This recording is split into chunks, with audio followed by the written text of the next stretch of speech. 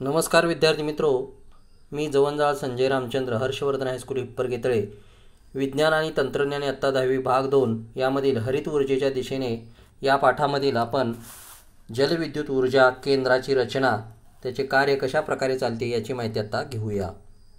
तर विद्यार्थी मित्रो, जलविद्युत ऊर्जा अर्थात हायड्रो इलेक्ट्रिक एनर्जी यामध्ये वाहत्या पाण्यातील गतिज ऊर्जा अथवा साठवलेल्या पाण्यातील स्थितिज ऊर्जा हा ऊर्जेचा एक पारंपरिक स्रोत आहे। तर या ठिकाणी वाहत्या पाण्यातील गतिज ऊर्जा आणि किंवा स्थितिज ऊर्जा हा ऊर्जेचा एक पारंपरिक स्रोत आहे। जलविद्युत निर्मिती केंद्रात धरणात साठवलेल्या पाण्यातील स्थितिज ऊर्जेचे रूपांतर गतिज ऊर्जेमध्ये केले जाते। वाहते गतिमान पाणी पाईपाद्वारे धरणाच्या पायथ्याशी असणाऱ्या टर्बाईनपर्यंत आणून सोडले जाते आणि त्यातील गतिज ऊर्जेच्या आधारे टर्बाईन फिरवले जाते। टर्बाईनला जोडलेले जनित्र फिरून विद्युत निर्मिती होते व जलविद्युत निर्मिती केंद्रातील टप्पे हे चालू होतात। हे खालील आकृतीच्या सहाय्याने आपल्याला लक्षात येईल। तर या ठिकाणी जलविद्युत केंद्रातील विविध टप्पे या ठिकाणी दिलेले आहेत। तर आपण पाहिलं वाहत्या पाण्यातील गतिज ऊर्जा अथवा साठवलेल्या पाण्यातील स्थितिज ऊर्जेचा वापर करून आपण हे जलविद्युत केंद्राचे कार्य चालू असतं। तर पाण्याच्या स्थितिज ऊर्जा आणि साठवलेल्या साठ्यावर चालणारे टर्बाईन आणि त्याला जोडलेले जनित्र आणि जनित्राच्या माध्यमातून विद्युत ऊर्जा निर्माण केली जाते हे आता आपण पाहूया। तर विद्यार्थी मित्रो, या ठिकाणी विद्यार्थी मित्रो आपल्याला फ्लो चार्ट दिलेला आहे। जलविद्युत केंद्रासाठी ऊर्जा रूपांतर दर्शवणारी आकृती या ठिकाणी दिलेली आहे। तर या ठिकाणी पाण्याच्या स्थितिज ऊर्जे असलेला साठ्याचा वापर केला जातो। त्यावर वाहत्या पाण्यातील गतिज ऊर्जा निर्माण होते आणि टर्बाईनमधील गतिज ऊर्जा टर्बाईन फिरू लागतं आणि अर्थात विद्युत ऊर्जा निर्माण होते। तर जलविद्युत केंद्रातील ऊर्जेचं रूपांतर अशा प्रकारे होतं। पाण्यातील स्थितिज ऊर्जेचं रूपांतर गतिज ऊर्जेमध्ये होतं। गतिज ऊर्जेचं रूपांतराच्या साहाय्यानं टर्बाईन फिरू लागतं, म्हणजेच गतिज ऊर्जा त्याला प्राप्त होते आणि विद्युत ऊर्जा ही निर्मिती होते। तर जलविद्युत केंद्राचा आराखडा इथं दाखवलेला आहे। बघा, इथं धरणाची भिंत दाखवलेला आहे, इथं पाणी सोडलेलं आहे धरणातून। हे स्थितिज ऊर्जा, या ठिकाणी स्थितिज ऊर्जेचा धरणातील पाण्याच्या स्थितिज ऊर्जेचं रूपांतर हे गतिज ऊर्जेमध्ये झालेलं आहे। हा प्रवाह निर्माण झालेला आहे, म्हणजे गती निर्माण झालेली आहे आणि गतिज ऊर्जेचं पाणी हे टर्बाईनवर पडलेलं आहे। टर्बाईन फिरू लागतात आणि टर्बाईनला ही टर्बाईनच्या सहाय्याने जनित्र इथं या ठिकाणी फिरलेले आहेत आणि जनित्रातून विद्युत निर्मिती दाखवलेली आहे। तर अशा प्रकारे या ठिकाणी जलविद्युत निर्मिती केंद्रामध्ये धरणातील साठवलेले पाण्याचं रूपांतर गतिज ऊर्जेमध्ये होतं। गतिज ऊर्जेच्या सहाय्याने टर्बाईन फिरवले जातात आणि टर्बाईनच्या सहाय्याने ही जनित्र फिरवली जातात आणि जनित्रातून विद्युत निर्मिती होते। तर या ठिकाणी विद्यार्थी मित्रो, आता आपण जलविद्युत केंद्रामध्ये कुठल्याही प्रकारचं इंधनाचं ज्वलन होत नसल्याने हे इंधन ज्वलनातून होणारे प्रदूषण होत नाही। तर जलविद्युत निर्मिती केंद्रामध्ये कुठल्याही प्रकारचं इंधन वापर करत नसल्यामुळं त्या माध्यमातून प्रदूषण होत नाही। परंतु मोठ्या धरणामुळे होणारे लोकांचे विस्थापन तसेच त्यामुळे पाण्याखाली जाणारी जंगले, सुपीक जमीन, सजीव सृष्टीवर होणारा विपरीत परिणाम यामुळे जलविद्युत केंद्रे ही पर्यावरण स्नेही आहेत की नाही हा नेहमीचा वादाचा मुद्दा निर्माण झालेला आहे। तर जलविद्युत केंद्रामध्ये कुठल्याही प्रकारचं इंधनाचं ज्वलन होत नाही, त्यामुळे कुठल्याही प्रकारचं प्रदूषण होत नाही। परंतु या धरणामुळे लोकांचे विस्थापन आणि त्यामुळे पाण्याखाली जाणारी जंगले, जमीन, सुपीक, पाण्यातील सजीव सृष्टीवर होणारा विपरीत परिणाम यामुळे जलविद्युत केंद्रे ही पर्यावरण स्नेही आहेत की नाही हा नेहमीचा वादाचा मुद्दा ठरलेला आहे। तर विद्यार्थी मित्रो, या ठिकाणी काही प्रश्न उपस्थित केलेले आहेत, जरा डोके चालवा। बिंदू बी च्या संदर्भात किती पाण्याच्या स्थितिज ऊर्जेचे रूपांतर विद्युत ऊर्जेमध्ये होईल हा या ठिकाणी प्रश्न उपस्थित केलेला आहे। तर आपण आकृतीच्या सहाय्याने या ठिकाणी बिंदू बी च्या संदर्भात किती पाण्याच्या स्थितिज ऊर्जेचे रूपांतर विद्युत ऊर्जेमध्ये होईल असं दाखवलेलं आहे। तर इथं या ठिकाणी विद्यार्थी मित्रो आपल्याला बिंदू बी या ठिकाणी दाखवलेला आहे। तर बी मधून जलविद्युत केंद्रातील झडप उघडल्यानंतर बिंदू बी येथून जे पाणी गतीने वाहू लागेल तेवढ्या गतिमान पाण्याची स्थितिज ऊर्जा गतिज ऊर्जेमध्ये रूपांतरित होईल। तर या ठिकाणी बिंदू बी मधली ज्यावेळी झडप उघडले त्यावेळी या ठिकाणी झडप उघडल्यानंतर तेवढं पाणी गतिमान होईल आणि गतिमान पाण्याची स्थितिज ऊर्जाचं रूपांतर हे गतिज ऊर्जेमध्ये या ठिकाणी होईल। या ठिकाणी दुसरा प्रश्न उपस्थित केलेला आहे विद्यार्थी मित्रो की टर्बाईनपर्यंत पाणी नेणारी मार्गिका बिंदू ए या ठिकाणापासून बिंदू ए या ठिकाणापासून सुरू झाली तर विद्युत निर्मितीवर काय परिणाम होईल? तर ए या ठिकाणापासून सुरू होईल झाल्यानंतर काय परिणाम होईल हे विद्यार्थी मित्र आता आपण पाहूया. तर टर्बाईन मधील पाणी नेणारी मार्गिका बिंदू ए पासून सुरू झाली, या ठिकाणी ए पासून सुरू झाली तर काय, तर पाणी अधिक वेगाने वाहेल आणि ए बिंदू उंचीवर असल्यामुळं पाणी जास्त गतिमान होईल. तर इथं साहजिक आहे बघा विद्यार्थी मित्र, बी ही खालची पातळी आहे आणि ए ही वरची पातळी आहे. तर वरून पाणी पडल्यामुळं ते अधिक गतीनं वाहेल आणि त्यामुळे त्यामध्ये असणारी गतीची ऊर्जा ही अधिक असेल, त्यामुळे टर्बाईनची पाती जास्त वेगाने फिरतील.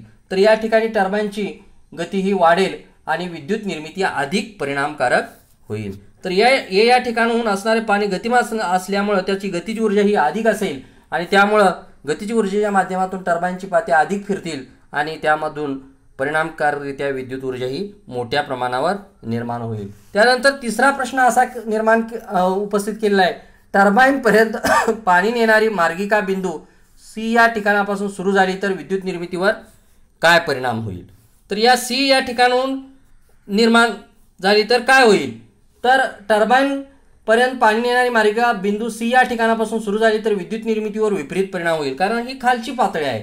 कारण बिंदू सी हा टर्बाईन पर्यंत पाणी नेणाऱ्या मार्गिकेच्या खालच्या पातळीवर आहे आणि त्यामुळे पाण्याची गती ही अधिक असणार नाही, पाण्याची गती फार कमी वेगाने असणार आहे. त्यामुळे टर्बाईनची पाती ही व्यवस्थित फिरू शकणार नाही आणि परिणामी विद्युत ऊर्जा निर्माण होणार नाही. तर विद्यार्थी मित्र, जलविद्युत निर्मिती केंद्राचे काही फायदे आता आपण या ठिकाणी पाहूया. जलविद्युत निर्मिती केंद्राचे काही फायदे. तर जलविद्युत निर्मिती केंद्रामध्ये कुठल्याही प्रकारचं इंधनाचं ज्वलन होत नसल्यामुळं कोणत्याही प्रकारचं प्रदूषण होत नाही.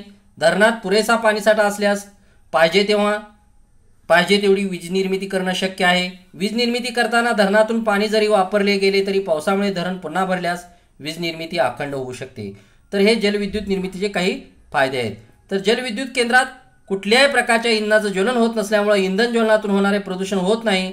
धरणात पुरेसा पाणीसाठा असल्यास पाहिजे तेव्हा वीज निर्मिती करणं शक्य आहे. वीज निर्मिती करताना धरणातून पाणी जरी वापरले गेले तरी पावसामुळे धरण पुन्हा भरल्यास वीज निर्मिती अखंड होते. त्यानंतर काही समस्या आहेत, काही प्रश्न निर्माण झालेले आहेत या ठिकाणी विद्यार्थी मित्रो. बघा, जलविद्युत निर्मिती केंद्रामधील काही समस्या. तर धरणात साठवलेल्या पाण्यामुळे पाठीमागची खूप मोठी जमीन पाण्याखाली येऊन काही गावे विस्थापित होऊ शकतात. विस्थापित लोकांच्या पुनर्वसनाचा प्रश्न निर्माण होऊ शकतो. मोठ्या प्रमाणात सुपीक जमीन, जंगले पाण्याखाली येऊ शकतात. वाहत्या पाण्याचा प्रवाह वाढल्यामुळे पाण्यातील सजीवसृष्टीवर विपरीत परिणाम होतो. तर गावं ही लोक विस्थापित होतात. सुपीक जमीन पाण्याखाली जाऊ शकते, जंगले नष्ट होऊ शकतात. वाहत्या पाण्याचा प्रवाह वाढल्यामुळे पाण्यातील सजीवसृष्टीवर विपरीत परिणाम होऊ शकतो. तर आता आपण काही जलविद्युत निर्मिती केंद्राची माहिती घेऊया. तर भारतातील काही प्रमुख जलविद्युत निर्मिती या ठिकाणी दिलेली आहेत विद्यार्थी मित्रो. टेहरी उत्तराखंड, त्याची क्षमता आहे 2400 मेगावॅट. दुसरा आहे कोयना महाराष्ट्र, या ठिकाणी 1960 मेगावॅट क्षमता आहे. श्रीशैलम आंध्र प्रदेश या ठिकाणी आहे, याची 1670 मेगावॅट आहे. नॅप्ता झाकरी हिमाचल प्रदेशामध्ये आहे, त्याची क्षमता आहे 1500 मेगावॅट. तर अशा प्रकारे विद्यार्थी मित्रो भारतामध्ये सर्वसाधारण टेहरी, कोयना, श्रीशैलम, नाथाप्पा झाकरी म्हणजेच उत्तराखंड, महाराष्ट्र, आंध्र प्रदेश, हिमाचल प्रदेशामध्ये विविध ठिकाणी अशा प्रकारची जलविद्युत केंद्रे ही अस्तित्वात आहेत. तर विद्यार्थी मित्रो, उद्या येताना तुम्ही जलविद्युत केंद्राची रचना, त्याचं कार्य आणि त्या विद्युत निर्मितीचे फायदे, त्याचप्रमाणे जलविद्युत निर्मितीमुळं काही प्रश्न निर्माण झालेले आहेत याची माहिती तुम्ही लिहून आणायची आहे. तर प्रश्न लिहून घ्या. जलविद्युत निर्मिती केंद्राची रचना आकृतीसह स्पष्ट करा. जलविद्युत निर्मितीचे काही फायदे, त्याचप्रमाणे जलविद्युत निर्मितीमुळे निर्माण झालेल्या समस्या किंवा काही प्रश्न याचं उत्तर उद्याच्या तासाला लिहून आणायचं आहे. तर विद्यार्थी मित्रो, आता आपण पवन ऊर्जेवर आधारित विद्युत निर्मिती केंद्राची रचना याची माहिती आता घेऊया. पवन ऊर्जेवर आधारित विद्युत निर्मिती केंद्र. तर विद्यार्थी मित्रो, वाहत्या हवेमध्ये असलेल्या गतिज ऊर्जेचे यांत्रिक ऊर्जेमध्ये रूपांतर करून त्याद्वारे पाणी उपसणे, दळण दळणे यासारख्या कामामध्ये तिचा उपयोग फार पूर्वीपासून केला होता. याच ऊर्जेचा वापर करून विद्युत ऊर्जेची निर्मिती करता येते. वाहत्या वाऱ्यातील गतिज ऊर्जेचे विद्युत ऊर्जेमध्ये रूपांतर करणाऱ्या यंत्राला पवनचक्की असं म्हणतात. तर वाहत्या वाऱ्यातील गतिज ऊर्जेचं रूपांतर विद्युत ऊर्जेमध्ये रूपांतर करणाऱ्या त्यालाच पवनचक्की अर्थात विंड टर्बाईन असं म्हटलं जातं. यामध्ये असलेल्या टर्बाईनच्या पात्यावर वाहती हवा आदळल्यास ही पाती फिरतात. टर्बाईनचा अक्ष गती वाढणाऱ्या गिअरबॉक्स मार्फत जनित्राला जोडलेला असतो. फिरणाऱ्या पात्यामुळे जनित्र फिरते व विद्युत ऊर्जा निर्माण होते. पवन ऊर्जेपासून विद्युत निर्मितीमध्ये काही टप्पे आहेत, या आता आपल्याला या आकृतीमध्ये दाखवलेले आहेत. तर या टप्पे आहेत: विशिष्ट वेगाने वाहणारा वारा, त्या वाहणाऱ्या वारा हा हवेवर फिरणारी, त्यावर फिरणारी पाती आणि त्या पात्याला जोडलेलं टर्बाईन आणि टर्बाईनच्या माध्यमातून जोडलेलं जनित्र आणि त्याद्वारे निर्माण होणारी विद्युत ऊर्जा. तर अशा प्रकारे म्हणजेच वाहत्या वाऱ्याचा वेग आणि त्या वाहत्या वाऱ्यावर फिरणारी मोठी पाती आणि त्या पात्यालाच या ठिकाणी टर्बाईन हे जोडलेलं असतं. विद्यार्थी मित्रो, इथं आकृती दाखवलेली आहे. तर पवनचक्कीचा आराखडा हा वारा आहे. या वाऱ्याच्या माध्यमातून ही पाती फिरतात. या पातेला शाफ्ट, गिअरबॉक्स आणि या ठिकाणी विद्युत जनित्र जोडलेलं आहे आणि विद्युत जनित्रच्या साहाय्यानं ही विद्युत निर्मिती ही केली जाते. तर इथं बघा, वाहता वाऱ्याला इथं या म्हणजेच पवनचक्कीच्या साहाय्यानं हा पवनचक्की फिरली जाते. त्यालाच टर्बाईन जोडलेले आहेत. टर्बाईनच्या माध्यमातून टर्बाईनला जनित्र जोडले जातात आणि जनित्र फिरू लागले की विद्युत ऊर्जा निर्माण होते. तर अशा प्रकारे वाहत्या वाऱ्यातील पवन ऊर्जेवर आधारित विद्युत निर्मिती केंद्रात टप्प्याटप्प्याने होणारे ऊर्जेचे रूपांतर हे खाली आकृतीमध्ये दाखवलेले आहे. वाहत्या वाऱ्यातील गतिज ऊर्जा, टर्बाईनमधील गतिज ऊर्जा आणि त्या माध्यमातून विद्युत ऊर्जा ही निर्माण होते. तर अगदी 1 किलोवॅट पेक्षा कमी क्षमतेपासून तर 7 मेगावॅट एवढ्या क्षमतेची पवन ऊर्जा निर्मिती यंत्र उपलब्ध आहेत. ज्या ठिकाणी पवन ऊर्जेपासून विद्युत ऊर्जा निर्माण करायची आहे तिथे उपलब्ध असलेल्या हवेच्या वेगानुसार विशिष्ट क्षमतेची यंत्रे बसविण्यात येतात. एखाद्या ठिकाणी पवन ऊर्जेपासून विद्युत निर्मितीसाठी आवश्यक वेगाची हवा उपलब्ध आहे का नाही तेथील भौगोलिक गोष्टीवर अवलंबून असते. तर 1 किलोवॅट पेक्षा कमी क्षमतेपासून ते 7 मेगावॅट क्षमतेपर्यंत विद्युत निर्मिती ही आपल्याला पवन ऊर्जेद्वारे करता येते. एखाद्या ठिकाणची भौगोलिक परिस्थिती कशी आहे त्यावरच त्या ठिकाणी तशा प्रकारची यंत्रणा ही उभी केली जाते. विद्यार्थी, सागरी किनारी हवेचा वेग जास्त असल्याने तो परिसर पवन ऊर्जेपासून विद्युत निर्मितीसाठी योग्य असतो. विद्यार्थी मित्रो, सागरी किनारी हवेचा वेग हा अधिक असल्यामुळं तो पवन ऊर्जा निर्मिती करण्यासाठी तो परिसर हा योग्य असतो. पवन ऊर्जा हा एक स्वच्छ ऊर्जा स्रोत आहे, परंतु पवनचक्कीच्या सहाय्याने विद्युत निर्मितीसाठी आवश्यक असलेली विशिष्ट वेगाची हवा सर्वत्र उपलब्ध नसते. त्यामुळे याचा उपयोग काहीसा मर्यादित आहे.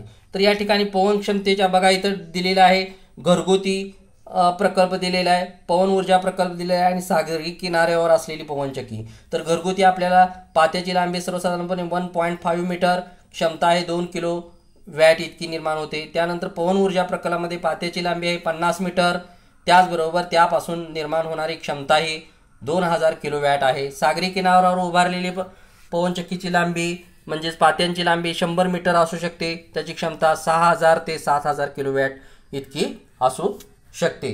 तर अशा प्रकारे सौर ऊर्जेवर आधारित विद्युत निर्मिती ही केली जाते. तर सौर ऊर्जेवर आधारित विद्युत निर्मिती केंद्रामध्ये पवन म्हणजेच वाऱ्याच्या वेगाचा उपयोग हा पाती फिरवण्यासाठी केला जातो आणि पात्याला हे टर्बाईन जोडलं जातं, टर्बाईनला जनित्र जोडलं जातं आणि जनित्राच्या सहाय्याने ही विद्युत निर्मिती केली जाते. अशा प्रकारे वाहत्या वाऱ्यातील गतिज ऊर्जेचे रूपांतर टर्बाईनमधील गतिज ऊर्जेमध्ये आणि त्यामधून विद्युत ऊर्जा निर्माण केली जाते. अशा प्रकारे विद्यार्थी मित्रो, आज आपण जलविद्युत निर्मिती केंद्राची रचना आणि पवन ऊर्जेवर आधारित विद्युत निर्मिती केंद्र कशा प्रकारे चालते याची माहिती लिहून आहे. तुम्ही उद्या येताना टिपाल्या पवन ऊर्जेवर आधारित विद्युत निर्मिती याची माहिती लिहून आणायची आहे.